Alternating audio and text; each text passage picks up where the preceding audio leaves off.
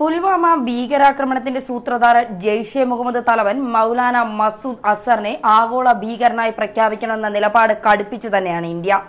15 അംഗ UN രക്ഷാസമിതിയിൽ ഇതു സംബന്ധിച്ച പുതിയ പ്രമേയം കൊണ്ടുവരും. മുൻകാലങ്ങളിൽ 3 തവണ പ്രമേയം കൊണ്ടുവന്നെങ്കിലും വീറ്റോ അധികാരമുള്ള ചൈന ഇടപെട്ട് അത് തള്ളിക്കളയുകയായിരുന്നു. ഇതേ ആവശ്യമുന്നയിച്ച് US-ഉം ബ്രിട്ടനും ഫ്രാൻസും കഴിഞ്ഞയാഴ്ച പ്രമേയം കൊണ്ടുവന്നിരുന്നു. ആഗോള ഭീകരനായി പ്രഖ്യാപിച്ചാൽ മസൂദ് അസറിന് രാജ്യാന്തര തലത്തിൽ യാത്രാവിലക്ക് ഉണ്ടാകും. സ്വത്തുക്കൾ മരവിപ്പിക്കാനും ആയുധങ്ങൾ കൈവശം വയ്ക്കാനുമാകില്ല.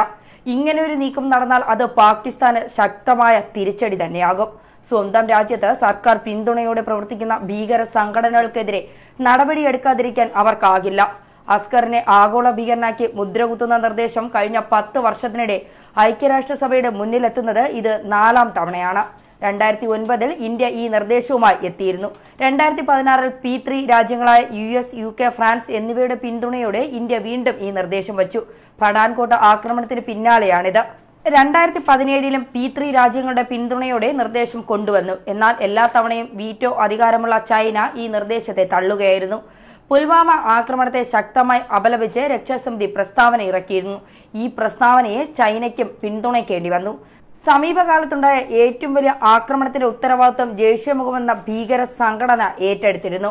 പുൽവാമ ആക്രമണവുമായി ബന്ധപ്പെട്ട് രാജ്യത്ത് ഏറ്റവും കൂടുതൽ ഉയർന്നു കേൾക്കുന്ന പേരുകളിലൊന്നായിരുന്നു ജെയ്ഷെ മുഹമ്മദ് തലവൻ മസൂദ് അസറിന്റേത്. കഴിഞ്ഞ 2 പതിറ്റാണ്ടിലായി ഇന്ത്യ വേട്ടയാടുന്ന ഈ കൊടും കുറ്റവാളിയെ ആഗോള ഭീകരനായി പ്രഖ്യാപിക്കണമെന്ന ഇന്ത്യയുടെ ആവശ്യത്തോട് മുഖം തിരിക്കുകയാണ് ചൈന ഉൾപ്പെടെയുള്ള രാജ്യങ്ങൾ ചെയ്തത്. 1999 ഡിസംബറിൽ ഇന്ത്യൻ എയർലൈൻസ് വിമാനമായ IC-814 കാഠ്മണ്ഡുവിൽ നിന്നുള്ള ഡൽഹിയിലേക്കുള്ള യാത്ര മധ്യേ തീവ്രവാദികളെ റാഞ്ചിയപ്പോഴാണ് ഇന്ത്യ ജയിലിൽ കഴിഞ്ഞിരുന്ന മൗലാന മസൂദ് അസർ എന്ന ഭീകരവാദിയെ ലോകമറിയുന്നത്. ഇയാളുടെ മോചനം ആവശ്യപ്പെട്ട് റാഞ്ചിയ വിമാനത്തെ തീവ്രവാദികൾ അഫ്ഗാനിസ്ഥാനിലെ കാണ്ഡഹാർ വിമാനത്താവളത്തിലേക്കാണ് കൊണ്ടുപോയത്.